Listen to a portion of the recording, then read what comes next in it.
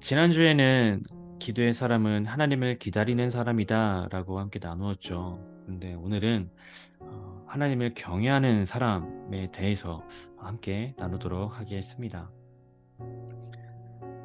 하나님의 사람들이 가장 두려워하는 것이 무엇인지 아십니까? 하나님의 사람들에게 가장 고통스러운 것이 무엇인지 아십니까? 지금 이 밤에 하나님께 기도하는 이 자리에 나오신 여러분들이라면 모두가 공감하실 수 있을 것입니다. 바로 하나님의 침묵입니다. 말씀하시는 하나님께서 더 이상 말씀하시지 않을 때, 하나님의 음성이 들리지 않을 때, 하나님의 마음을, 하나님의 뜻을 알려주시지 않을 때, 하나님의 사람들은 당혹스러워합니다. 막막해지기 시작하죠. 침묵하시는 하나님은요, 이 어떤 면에서는 진노하시는 하나님보다도 더욱 무섭습니다. 특별히 오늘 본문에 나타난 이 사울과 같은 상황이라면 대적에게 둘러싸인, 나를 위협하는 상황에 둘러싸인 이러한 상황이라면 하나님의 침묵은 더더욱 우리를 당혹스럽게 합니다. 그리고 이 당혹스러움은 이내 조급함으로 변화되고요. 이 조급함은 우리로 하여금 하나님이 아닌 다른 방법, 소위 말해 우상을 만들게 합니다. 이스라엘의 역사를 보면 그들의 조급함은 항상 우상 숭배로 귀결되었죠. 사울도 지금 그 조급함으로 인해서 아주 경악스러운 행동을 하고 있습니다. 신접한 여인을 통해서 이미 죽은 사무엘을 불러내는 아주 해괴한 일을 저질러 버리는 것입니다. 이를 통해서 저희들이 깨달을 수 있는 것은요, 하나님의 침묵 앞에서 우리의 믿음이 드러난다는 것입니다. 하나님의 침묵 앞에서 하나님을 향한 우리의 진짜 믿음이 드러난다는 것입니다. 오늘 본문 15절 말씀을 함께 읽어볼까요? 내가 너무 답답합니다. 블레셋 사람들이 나를 대항해 전쟁을 일으키고 있는데 하나님께서 나를 떠나셔서 예언자들로도 꿈으로도 더 이상 내게 대답하지 않으십니다. 그래서 내가 어떻게 해야 할지 알려달라고 당신을 부른 것입니다. 아멘. 네. 지금 이 사울의 말을 유심히 보면요, 순종하지 않는 사람의 특징이 아주 잘 녹아 있습니다. 불순종이 습관인 사람의 특징이 아주 잘 나타나 있습니다. 저희들이 이미 알다시피 사울은 이미 불순종의 그 전과가 수두룩하죠. 하나님께서 내리신 명령대로 행하지 않아서 지금 하나님께서 사울을 떠나시고 더 이상 사울에게 말씀하시지 않는 이 지금의 상황까지 오게 된 것이죠. 그런데 사울은 지금 이렇게 이야기하는 것입니다. 하나님께서 내게 어떻게 해야 할지 알려주지 않아서 답답합니다. 라고 이야기를 합니다. 이것이 하나님께 순종하지 않는 사람의 특징입니다. 순종하지도 않으면서 하나님의 뜻을 묻는다라는 것입니다. 순종할 용기가 없지만 하나님의 뜻을 묻는다라는 것입니다. 사울은 그동안 하나님께서 말씀해 주셨음에도 불구하고 순종하지 않았죠. 순종하지 않았습니다. 그것이 단 한 번이 아니라 계속해서 습관적으로 나타났습니다. 반복적으로 나타났죠. 그런데 이제는 그 하나님의 침묵 앞에 하나님께서 말씀해 주시지 않으셔서 답답하다고 이야기를 하는 것입니다. 굉장히 모순이죠. 그래서 여러분, 이 하나님의 사람, 이 기도의 사람은요, 하나님을 경외하는 사람입니다. 하나님을 경외하는 사람은요, 하나님의 뜻을 묻는 사람이 아니라 하나님의 뜻대로 행하는 사람입니다. 순종하는 사람이라는 것이죠. 단순히 하나님의 뜻을 묻는 데에서 그치는 것이 아니라 하나님의 뜻대로 행하는 사람이라는 것입니다. 여러분, 저희들이 착각하면 안 됩니다. 저희 지난주 핵심이 뭐였죠? 지난주 나눴던 말씀의 핵심은 하나님께 묻는 습관이었죠. 하나님께 묻는 것이 기도다. 그것이 우리들에게 필요한 거룩한 영적인 습관이다라고 나눴습니다. 그런데요, 오늘 나누고 싶은 것은요, 하나님께 뜻을 묻는 것만이 다가 아니다라는 것입니다. 하나님께서 말씀해 주신 그대로 행하는 것까지 나아가야 된다라는 것입니다. 하나님의 뜻을 묻는다고 순종의 사람이 되는 것이 아닙니다. 순종할 준비를 하는 것이죠. 하나님의 뜻대로 행하는 사람이 순종하는 사람이 되는 것입니다.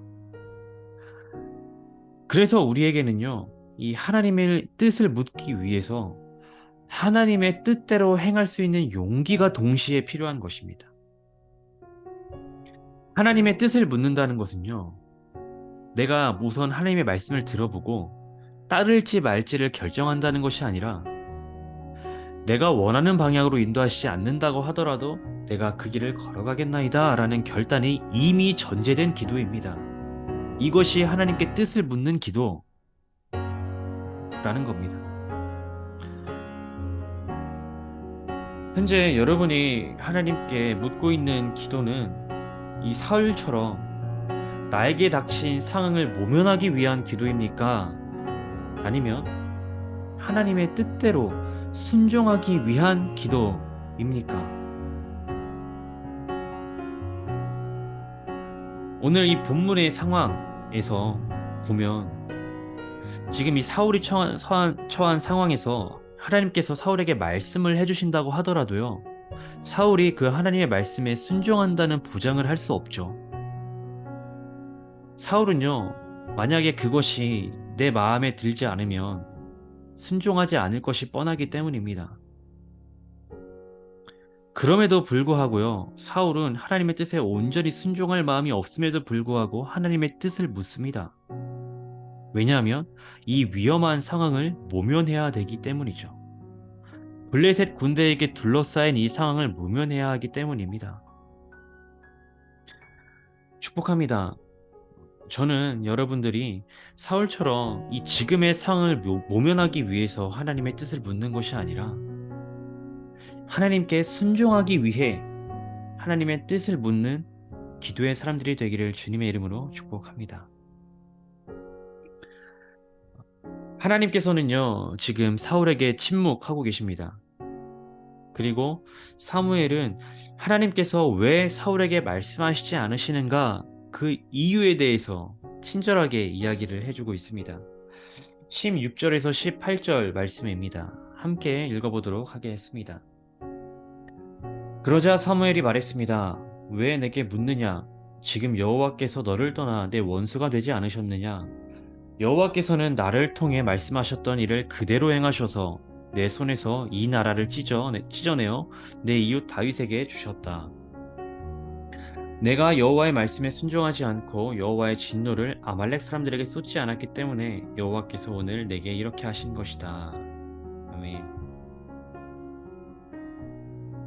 하나님께서 사울에게 지금 말씀하시지 않는 이유, 침묵하시는 이유가 지금 뭐라고 하고 있죠?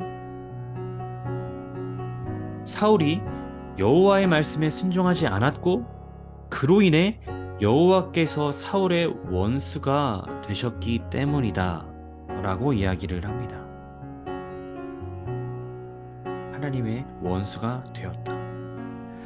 불순종이 거듭되고 불순종이 반복되는 사람은요, 하나님의 원수가 되는 것입니다.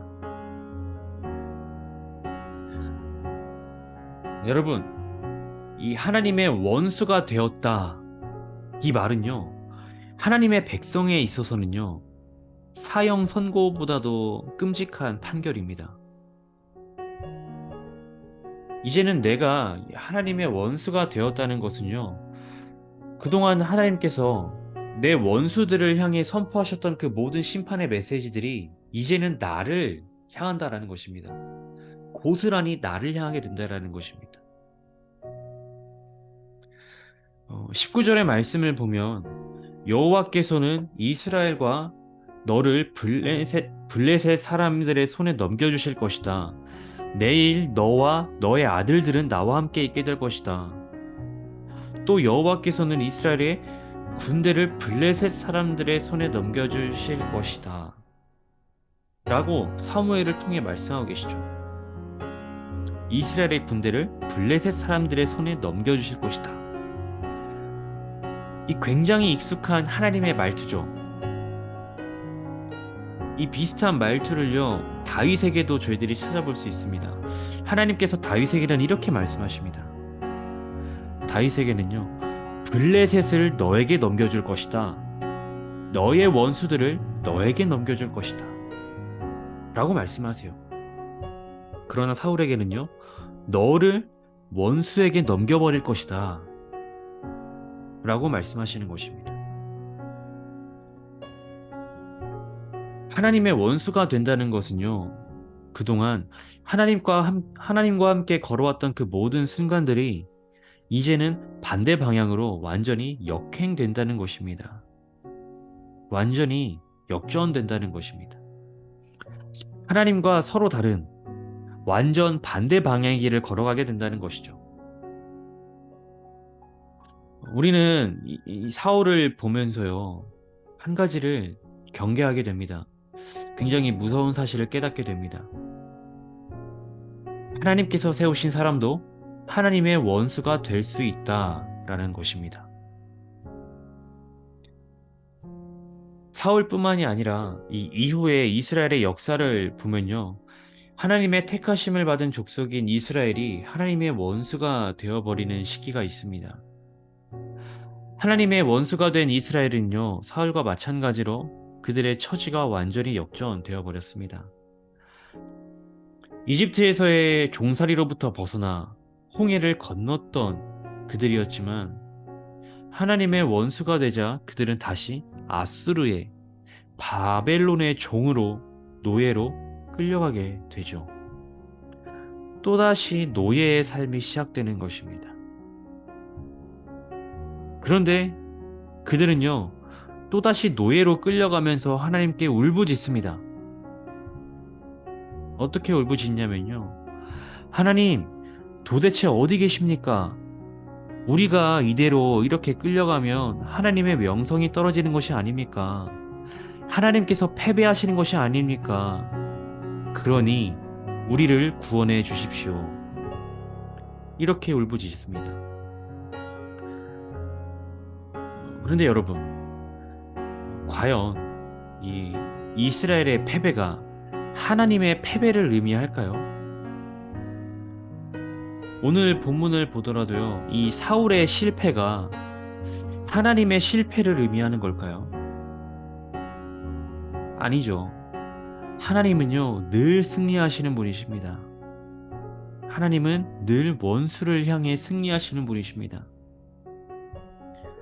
이스라엘이 바벨론에 끌려가는 것은 하나님의 승리입니다. 왜죠? 이스라엘은 하나님의 원수가 되었기 때문입니다. 사울이 블레셋의 손에 넘겨지는 것은 하나님의 승리입니다. 왜? 사울은 하나님의 원수가 되었기 때문이죠.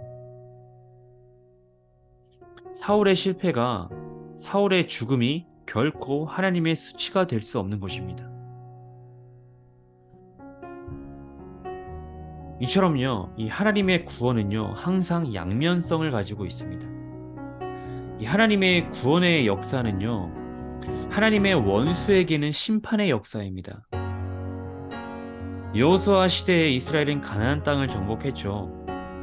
가나안 정복 전쟁이 이스라엘에게는 하나님의 구원의 역사였지만 반대로 하나님께 가증스러운 짓들을 행했던 가나안 족속에게는 하나님의 심판이었습니다. 똑같은 하나님의 역사였지만 하나님의 편에 있었던 이스라엘에게는 구원의 역사, 하나님의 편에 그 반대편에 서 있었던 가나안 족속들에게는 심판의 역사가 된 것이죠. 하나님의 편에 서 있는 사람에게는 하나님의 일하심이 구원이지만 하나님의 원수된 사람들에게 하나님의 일하심은 재앙입니다.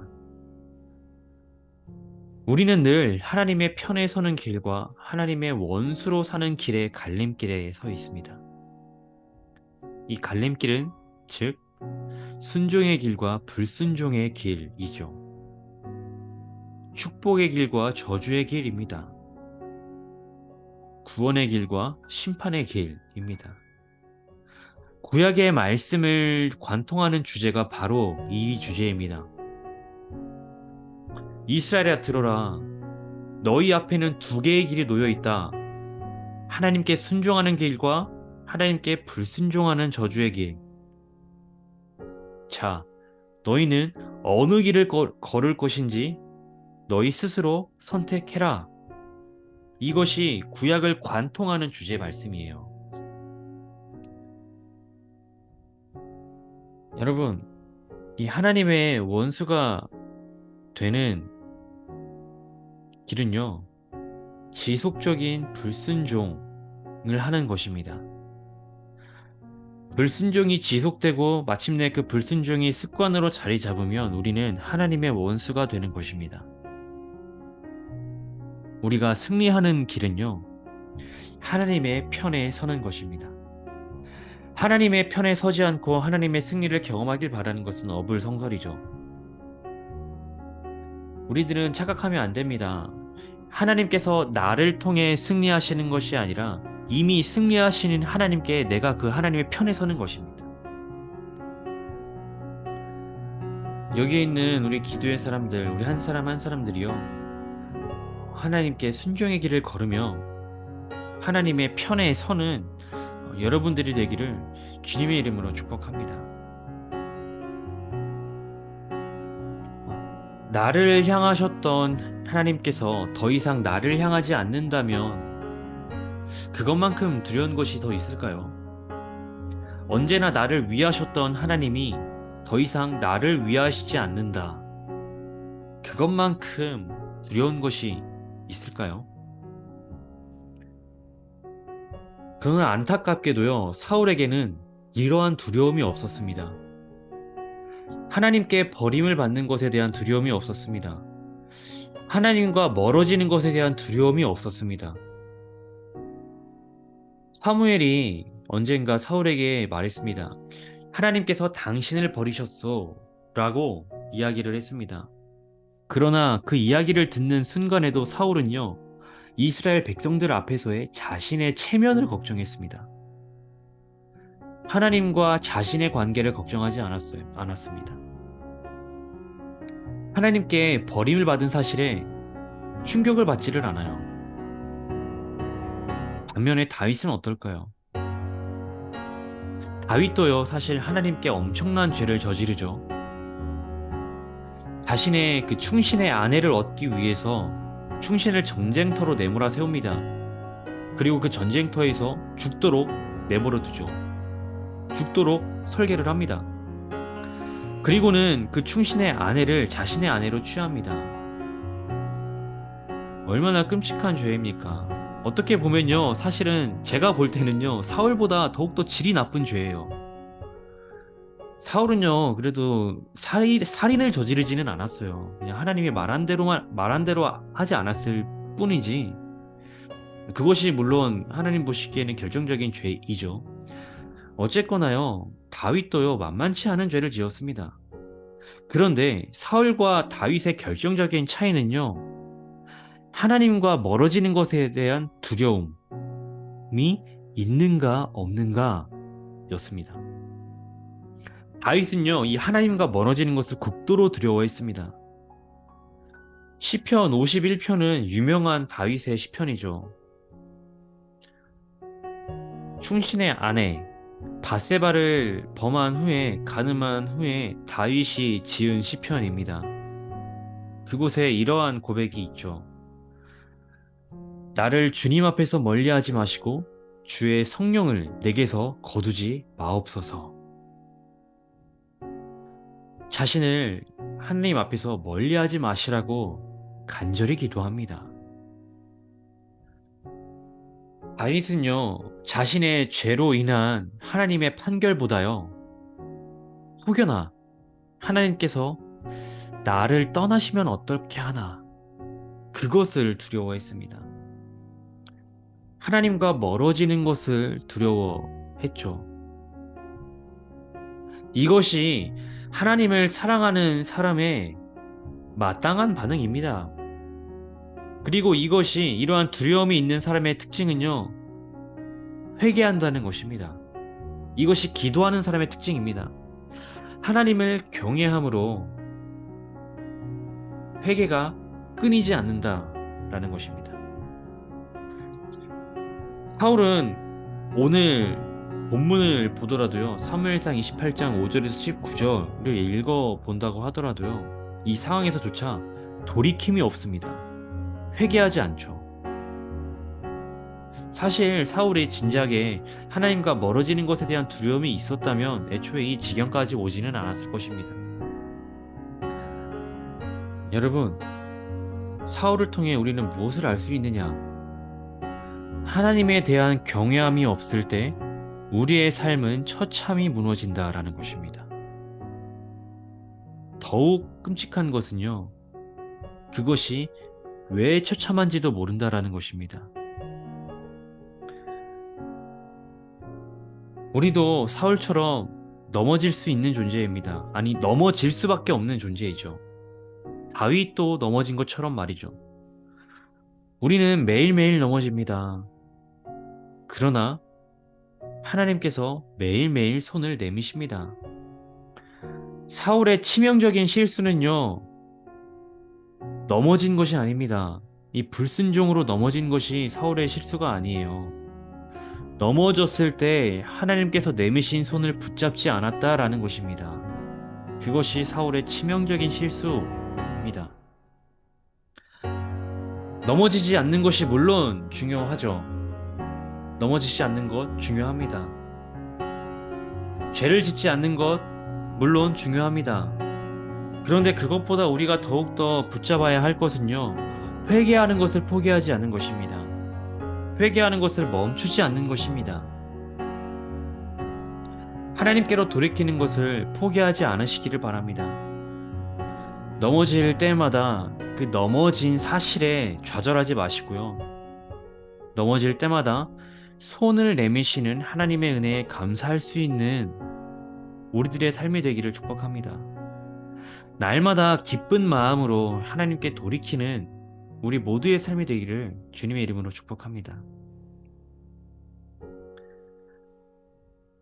여러분, 기도하는 사람은 하나님을 경외하는 사람입니다. 하나님의 뜻을 묻기만 하는 사람이 아니라 하나님의 뜻대로 행하는 사람입니다. 그리고 하나님의 편에 서는 사람입니다. 그리고 끊임없이 회개하는 사람입니다. 기도의 사람은 하나님을 경외하는 사람입니다. 우리는 하나님을 경외해야 합니다. 우리는 왜 하나님을 경외해야 할까요? 기도의 사람은 왜 하나님을 경외할 수밖에 없으며 왜 그 하나님을 경외함은 우리에게 필수적으로 필요한 것일까요? 한 가지 일화를 여러분들에게 소개해 드릴게요. 실제 있었던 일이라고 합니다. 미국에서 이 미국의 교회의 그 역사 속에서 이 미국의 그 영적인 대부흥이 일어날 때 이와 함께 동시에 목회자들의 성적인 일탈이 가장 많이 일어났다고 합니다. 굉장히 아이러니하죠. 교회의 영적인 부흥과 동시에 목회자들의 성적인 이탈이 가장 많이 일어났다라는 것입니다. 이러한 상황을 굉장히 안타깝게 생각한 그 후배 교역자 한 명이 성적인 일탈로 교도소에 수감되어 있는 선배 목회자를 찾아가서 이렇게 물어봤다고 합니다. 목사님, 왜 이런 죄를 지었습니까? 혹시 기도를 안 하셨습니까? 그 선배 목사님께서 이렇게 대답하셨습니다. 아니, 나는 하나님께 기도했어. 그렇다면 하나님을 사랑하는 마음이 없었습니까? 그러자 선배 목사님이 이렇게 말씀하셨다고 합니다. 아니, 나는 그 순간에도 하나님을 사랑하고 있었어. 그런데 하나님이 무섭지 않았어. 라고 이야기를 했다고 합니다. 이것이 우리가 하나님을 경외해야 하는 이유입니다. 하나님을 두려워함이 없으면요, 하나님의 경외함이 없으면요, 죄를 짓는 것에 대해 대단히 무감각해집니다. 우리는요, 하나님을 경외해야 한다라고 이야기를 할 때 하나님의 눈치를 보며 살아가야 하는 삶이라고 착각을 합니다. 그러나 이 하나님을 경외함은요, 하나님의 눈치를 보며 살아가는 삶이 아니라요, 나의 삶을 항상 하나님의 곁에 머무르게 하는 것입니다. 하나님을 떠나지 않도록 지켜주는 억제제와 같다라는 것이죠. 하나님의 곁에서 떨어지지 않고 계속해서 하나님의 곁에 맴돌고 하나님의 곁에 머무르게 하는 것이 하나님을 경외하는 마음이라는 것입니다.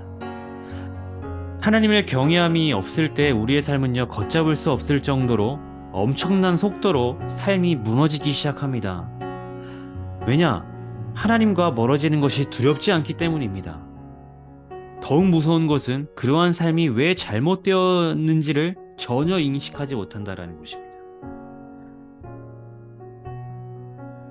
축복합니다. 기도의 사람이 되십시오.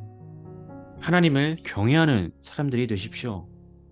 하나님을 떠나지 않는 삶이 되십시오. 어떠한 상황 속에서도 하나님께 입술로 범죄하지 않고 신실한 하나님을 향한 믿음의 고백을 잃지 마십시오. 그러한 기도의 사람, 하나님을 경외하는 사람들이 되기를 주님의 이름으로 축복합니다.